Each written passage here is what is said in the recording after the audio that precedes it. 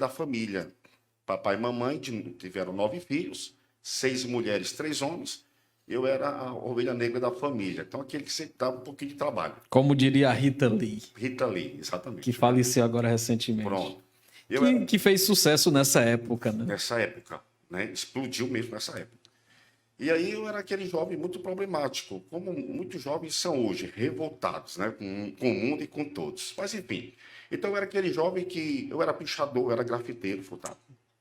Né? Enquanto o pai trabalhador, a mãe de família estavam ali trabalhando, descansando, eu com outros jovens, muitos da época, a gente pichava as paredes, grafitava. Eu me lembro que em Fortaleza tinha uma praça da Gentilândia, inclusive onde mora até hoje, né, o comentarista, o jornalista Tom Barros. Tom Barros, muito querido ali por tudo de Fortaleza. E naquelas redondezas ali tinham aglomerações desses jovens que eram pichadores. E é impressionante, Furtado. Na mesma proporção que um grande artista de renome chegava, né, em algum restaurante ou clube. Então, quando os pichadores, grafiteiros chegavam nessa praça, é impressionante como eles de certa forma, conseguiam nos identificar, né, e até nós, com a sua agenda, para que a gente colocasse ali o nome que chamava-se na época de Sharpie. Então, a gente chegava lá na agenda deles e colocava o nosso Sharpie, que era a nossa pichação. Então, tinha muito dessa coisa.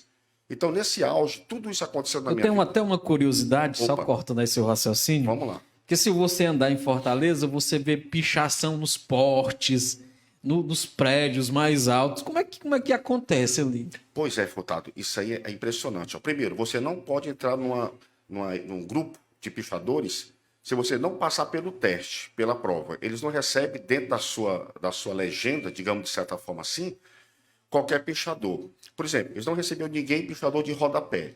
Então, para você entrar em algumas conceituadas da época, dessa década, você tinha que aceitar desafios. Tipo, eu, por exemplo, pichei um prédio, cheguei a pichar um prédio de 8 andares.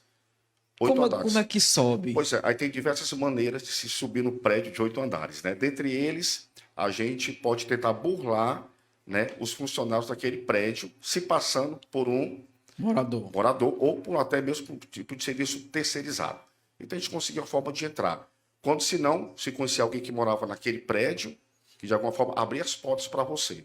O fato é que a gente conseguia se enganchar através de cordas, através de escadas, e conseguimos pichar. E quando isso acontecia, era preciso que a gente registrasse para que alguém fosse lá e visse realmente, pronto, nós éramos aceitos, então, nesse grupo. Então, E naquela época, como é que registrava? Hoje tem celular, mas naquela época não tinha. é chamada foto de pose, né? 12 pose, 36 pose, máquina fotográfica. Mas no prédio é até compreensível a pessoa subir e tal. Agora, num poste, você vê um poste cheio de fiação e lá entre uma fiação e outra tem lá uma pichação. Essa questão aí já era doido, mas não era um doido e meio, né? Aí já não era comigo, eu já não entrava nessa aí não, porque já era Deus, né? Com plano.